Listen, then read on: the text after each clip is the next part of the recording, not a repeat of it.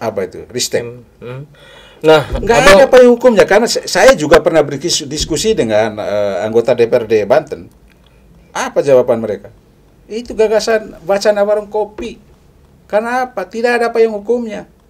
kalau saya tanya ke abang melihat PJ Gubernur saat ini harus segera diganti? Kalau diganti sih menurut saya sejak awal masa dia. Itu hal yang sebenarnya tidak perlu terjadi, mengangkat seorang sekda jadi PJ Gubernur. Tapi ini kan SK-nya presiden, Bang.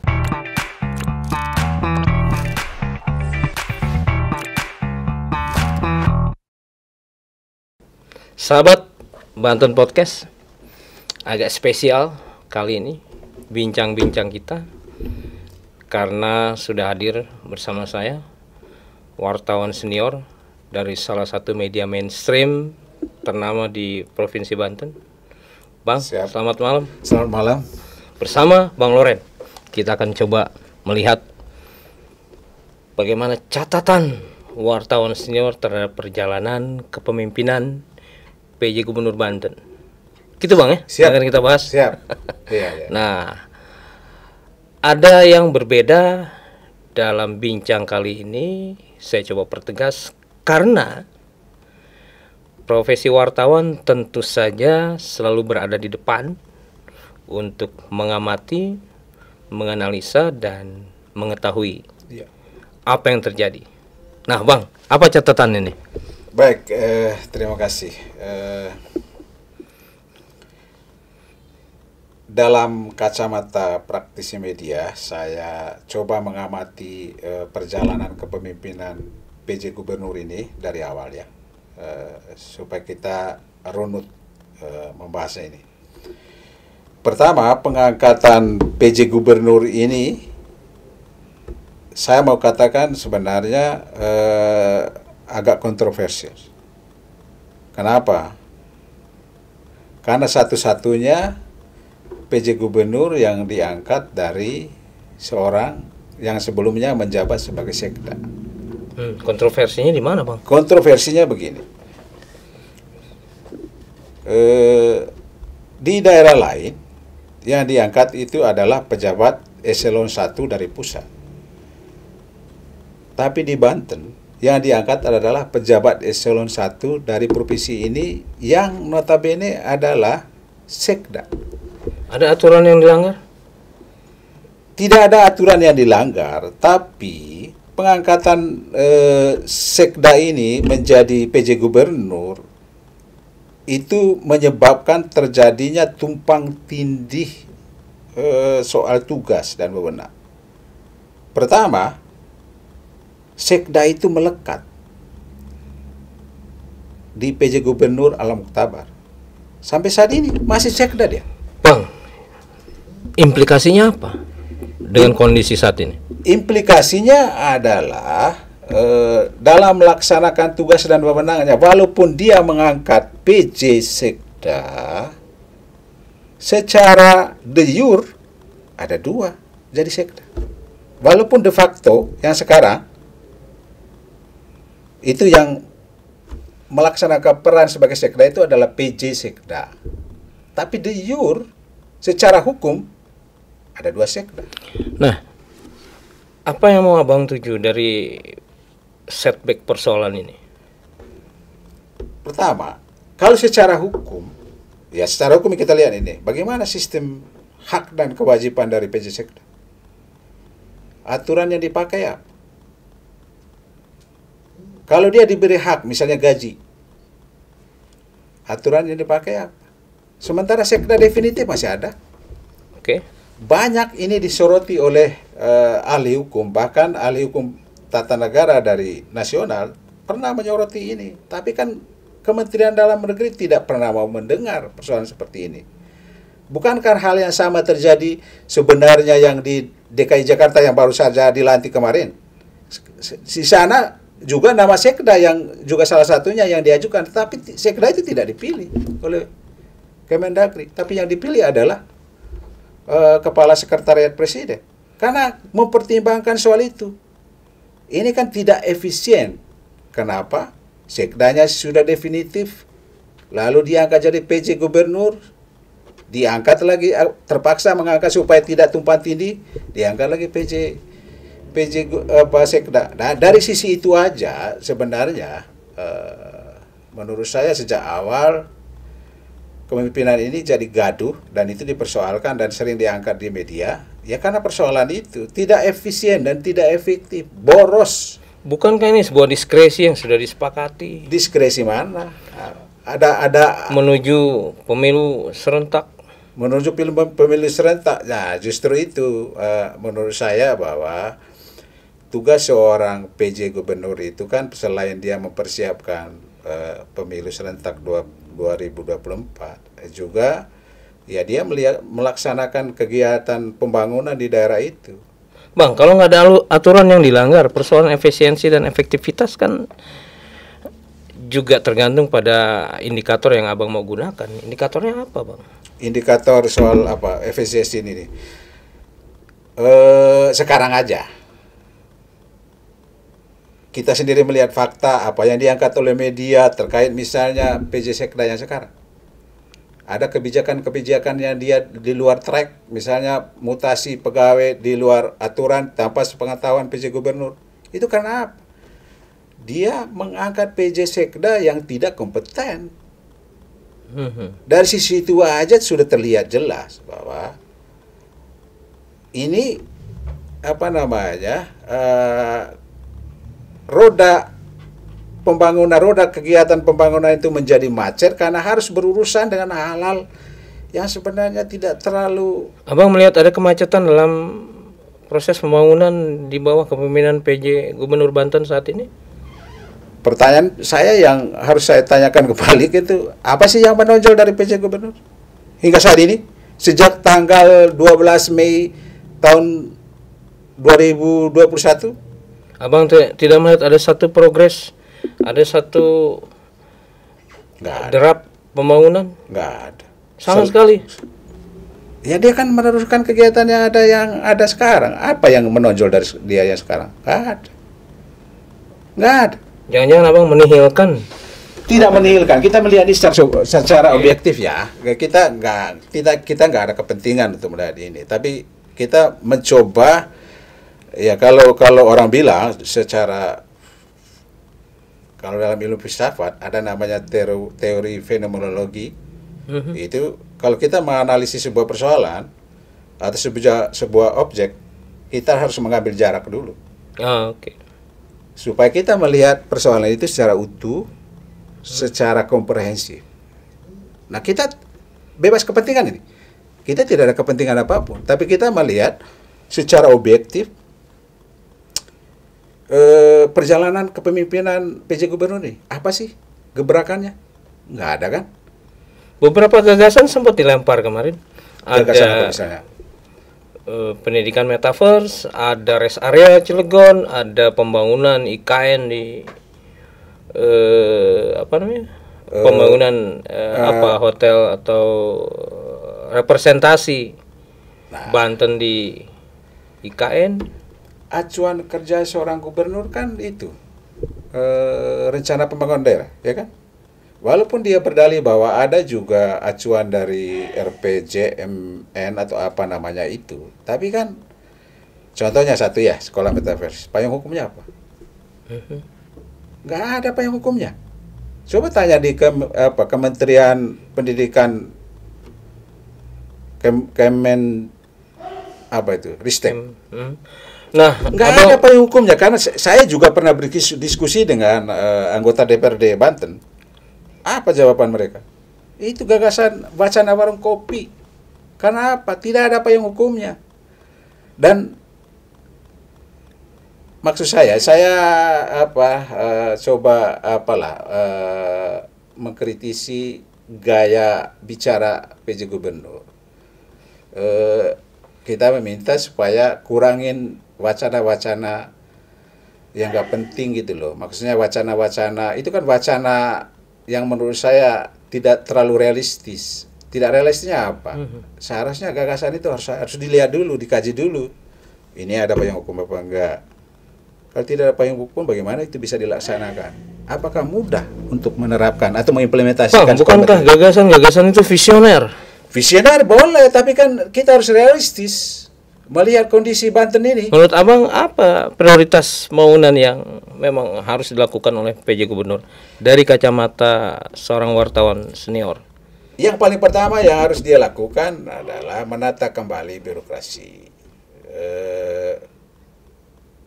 Misalnya soal merit system itu jangan hanya sekadar lip service, ya. Apa sih merit system itu? Bukankah merit system itu sudah diatur dalam Undang-Undang Nomor 5 Tahun 2014 tentang ASN? Ini tuduhan Abang serius nih. Buktinya apa tidak ada merit system yang dijalankan? Ada banyak sebenarnya contoh kasus. Contohnya Bang? Menempatkan seorang pejabat atau seorang ASN itu kan tentu berdasarkan pertimbangan yang objektif, kualifikasinya, gitu loh.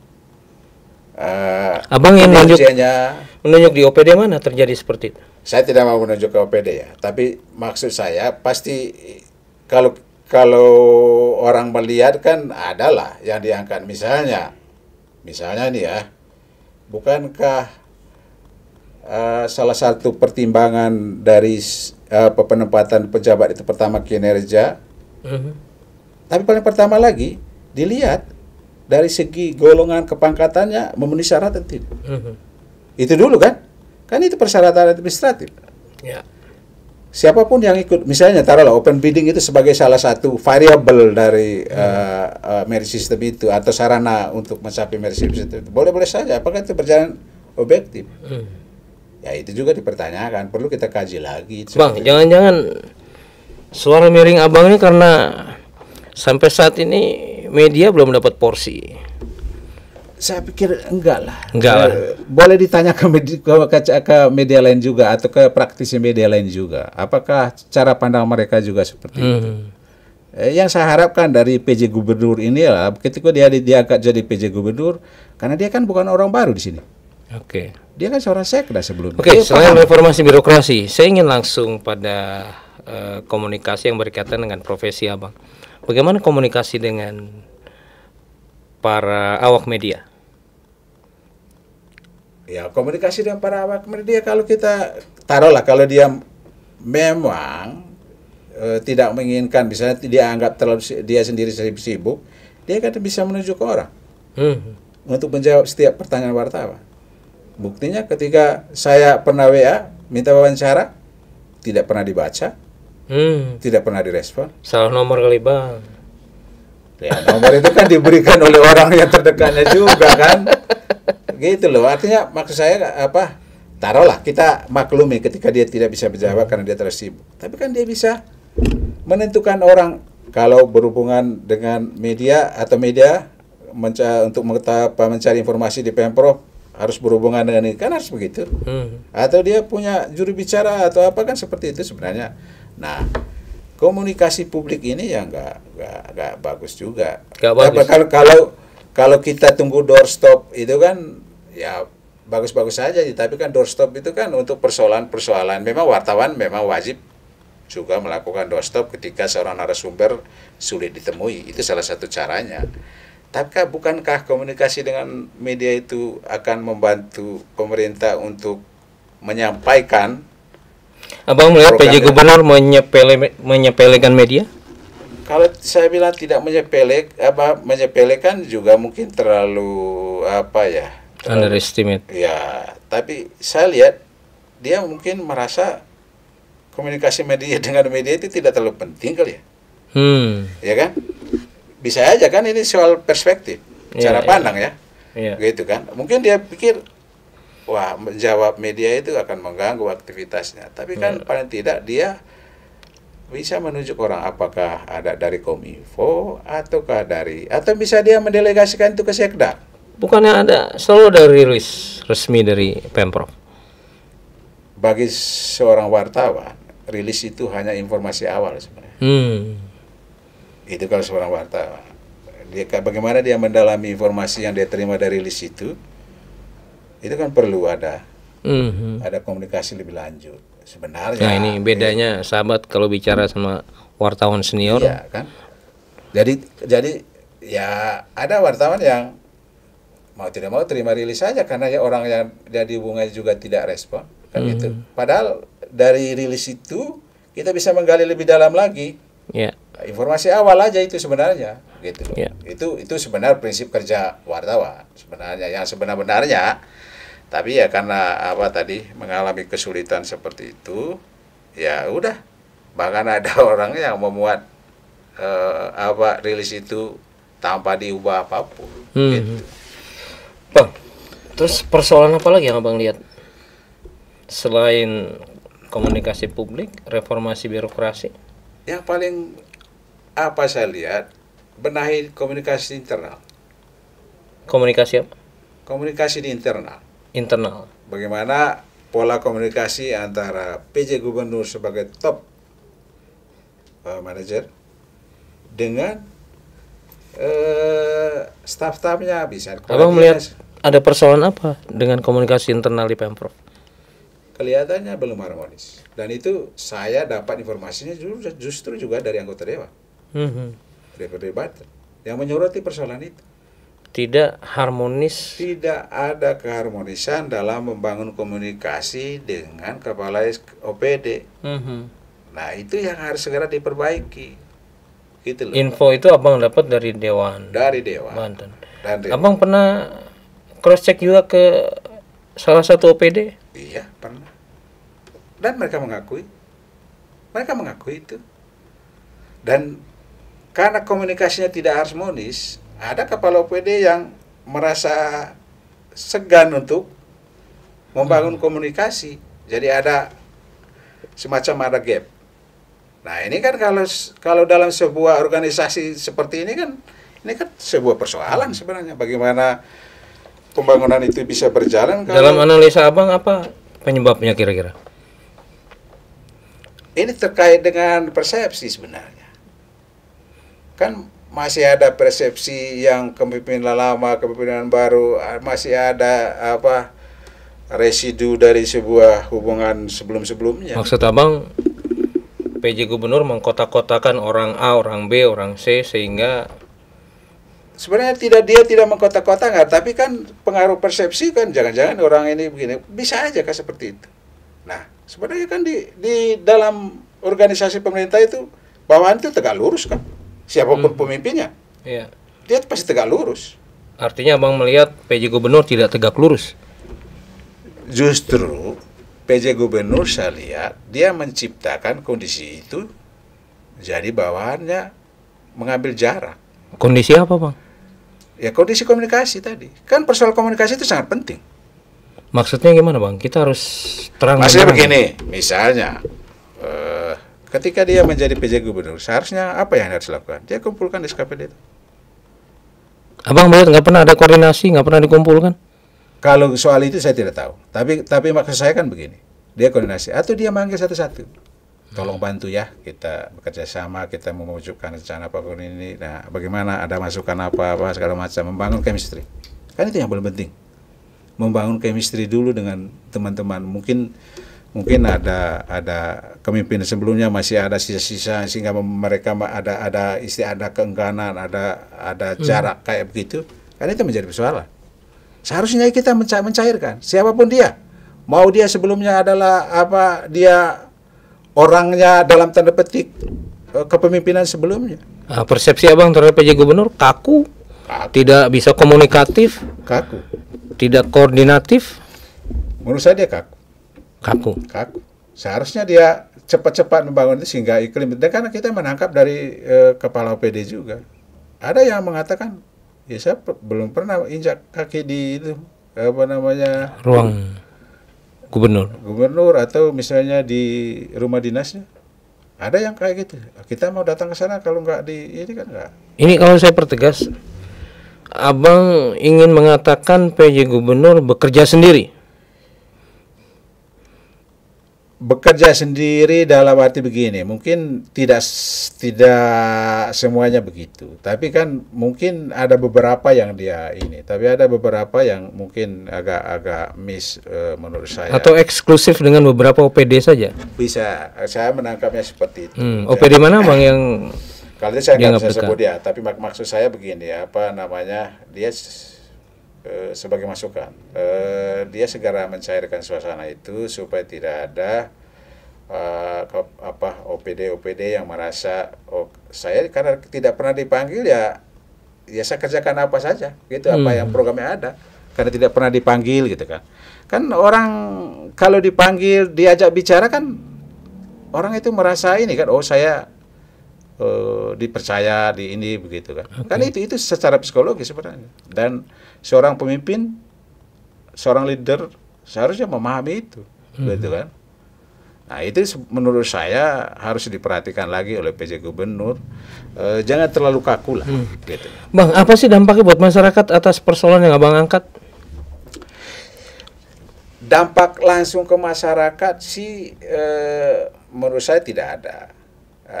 Tapi secara tidak langsung ada ketika misalnya program akhirnya tidak berjalan secara ini sesuai dengan harapan misalnya begitu kan. Nah, misalnya soal reformasi birokrasi tadi yang digaungkan tadi. Nah, startnya dari mana nanti itu? Sudah mulai apa belum? Jadi abang melihat bahwa tidak ada satu hal yang konkret dari reformasi birokrasi yang dijalankan. Sudah mulai apa belum kan gitu pertanyaannya. Apakah mungkin karena open bidding kemarin itu Bang, itu? Begitu banyak hal yang membuat abang pesimis melihat kepemimpinan PJ Gubernur Banten. Kalau begitu abang melihat apa sih yang sedang dipertahankan atau sedang dijalankan? Saya tidak tahu apa yang saya pernah berbicara ya dengan beberapa teman dengan dia, gagasan dia itu bagus, gagasannya bagus, tapi kan tidak realistis, nggak realistis gitu loh. Artinya bukan hal yang prioritas untuk dilaksanakan. Ada hal yang gagasan dia itu tidak realistisnya karena pertama dari segi payung hukumnya, dari segi legalitas segala macam infrastruktur hukumnya belum ada. Sebagai sebuah gagasan sih boleh-boleh aja. Bang, jangan-jangan pesimisme abang ini karena memang ada sumbatan komunikasi antara media dengan PJ Gubernur. Jadi banyak hal subjektif atau hal yang tidak bisa diceritakan. Kalau hanya sekadar sumbatan komunikasi kan pasti kita bisa lihat dong buktinya di Pemprov, ya kan? Kalau hanya sekadar sumbatan komunikasi, taruhlah dia mungkin tidak menjelaskan itu kepada media misalnya. Tapi kan hal konkret, hal nyata yang kita lihat di Pemprov kan sama aja juga. Bang,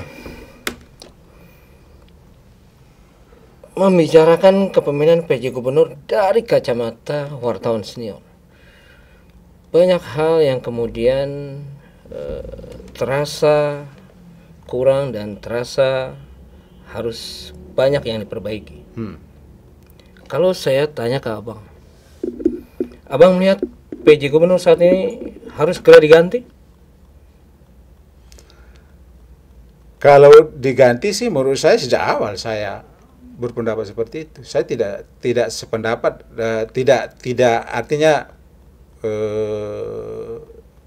tidak sejalan. Maksudnya cara pandang saya melihat pengangkatan seorang sekda jadi PJ Gubernur sejak awal kita tentang sebenarnya. Dan itu kita nulis. Siapa sosok ideal yang mau abang usulkan ke publik? Kalau secara spesifik orangnya sih saya pikir enggak lah ya. Karena kita tidak punya kepentingan ke arah situ. Paling tidak kriterianya pertama dia harus memahami benar persoalan Banten, kulturnya dan segala macamnya. Bukannya PJ Gubernur memahami kultur di Banten, Bang? Dia memahami kultur di Banten karena ya walaupun dia lama di sini dulu ya, dia pernah ada di sini, lalu dia kembali ke pusat, lalu dia kembali ke sini lagi, lalu dia menjadi sekda. Nah, menurut saya dari gaya kepemimpinan dia ini kayaknya belum sejalan dengan apa yang memang dia pernah lama di sini gitu loh. Maksud saya harus ada orang yang benar-benar memahami konteks Banten ini secara komprehensif. Abang yakin dengan pergantian gubernur berarti sebuah perubahan juga untuk Banten? Saya pikir iya, bisa yakin, tapi ya kita kan terbentur dengan ini sangat politis ya. Kalau soal penentuan PJ Gubernur ini sangat politis.